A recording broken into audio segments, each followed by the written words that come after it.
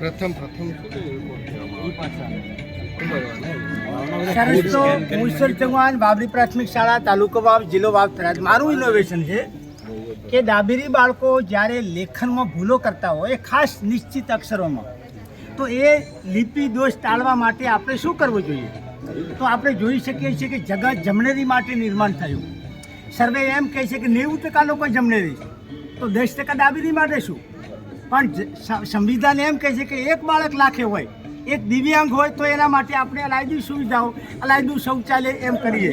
તો અત્યારની જે નમગજ શૈલી છે મૂળાક્ષરોની, એ જમણેરી વળાંકવાળી શૈલી છે. તો ડાબેરી બાળકો આવી રીતની ભૂલો કરતા હોય, દંડ પહેલો લખે અને પછી એ લખે, તો આપણે એના માટે શું કરી શકીએ?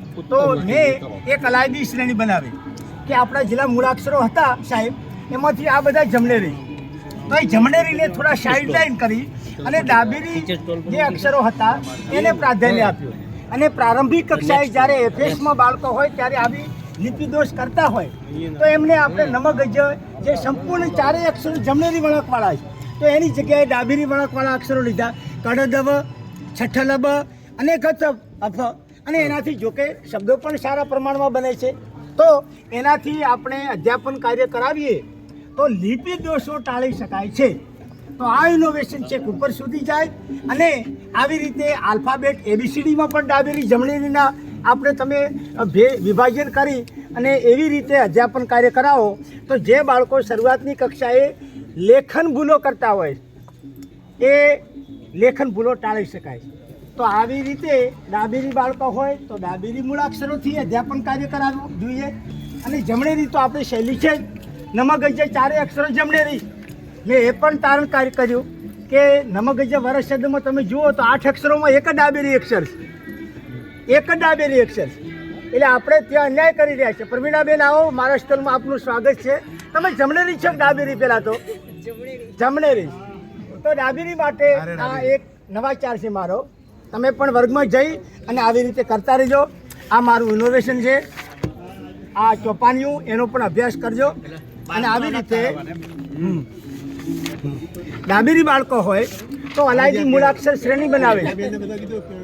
અને એ મૂળાક્ષર શ્રેણીમાં પ્રથમ શ્રેણીમાં આવશે કડદવ, પછી આવે છઠ્ઠલબ, પછી આવે ગધઅફ, અને એનાથી બનતા મૂળાક્ષરો છે. અને આ અસરકારક રહી છે. મારી આજુબાજુની રાવળા પ્રાથમિક શાળામાં, મહાદેવપુરા પ્રાથમિક શાળામાં, અને વાલીઓને પણ, સજાગ વાલીઓ પણ એમ કે મારું બાળક ન આવી રીતે લખે, માન્ય લિપિમાં નથી લખતું, તો એમને પણ મેં આ લિપિ, આ મૂળાક્ષર શ્રેણી આપી અને અસરકારક પરિણામો જોવા મળ્યા. તો આપણા પણ મંતવ્ય હોય તો આવકાર્ય છે.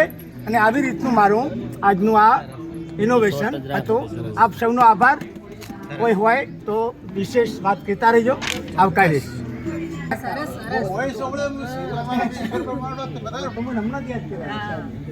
અમે બધા બહાર હતા.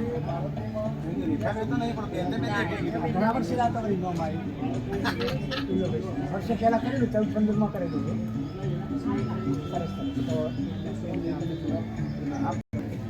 સમજાવતા તો વર્ગમાં બેન તમારે કેટલી શીખ્યા છે?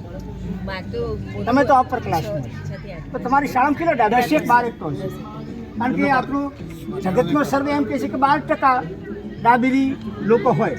તો ડાબેરી માટે આપણે કશું વિચાર્યું જ નથી. તો આવી રીતે ડાબેરી મૂળાક્ષર શ્રેણી લઈને હું આવ્યો છું.